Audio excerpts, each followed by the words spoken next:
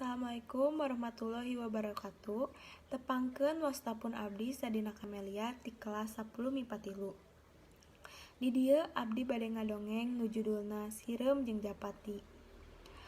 Aya sakadang sireum rek nginum di sisi walungan, keur ngarayap ka handap. Manehna ti soledad, blugragreg kana cai. Hadena caina rada ngayembeb palebah dinya mah. Tapi keukeuh bae ari ngojay ka sisi mah manehna teu bisaeun. Sireum gegeroan, "Tulung, tulung, ieu kuring rek tikeurelep tulungan." Kabeneran aya Japati keur cindeuten dina dahan kai anu nyodor ka luhureun cai. Kadengeun aya sireum gegeroan minta tulung, barang ngareret ka handap, katenjeun sireum keur kokosehan. Japati karonyangeun, geleber hiber bari ngegel daun salambar. Song diasongkeun daun teh ka hareupeun sireum. Sireum tuluy muntang kana daun. Daun ku Japati dibawa ka darat, sok digolerkeun kana taneuh.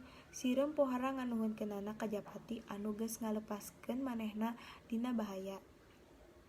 Dina hiji mangsa, Japati teh cindeuten deui dina dahan kai anu nyodor ka walungan tea. Sireum anu baheula ditulungan ku manehna oge aya kabeneran di handapeun tangkal. Hareta ti kajauhan aya paninggaran, nyamperkeun lempangna ke katayepan.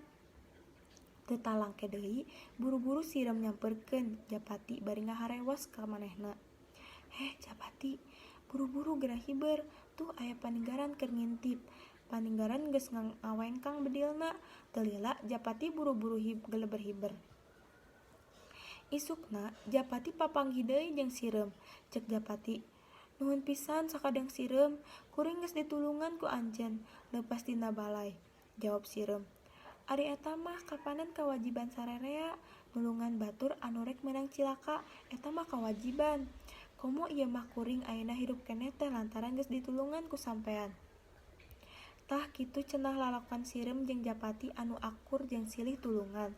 Sakitu wae dongeng ti abdi, hatur nuhun. Wassalamualaikum warahmatullahi wabarakatuh.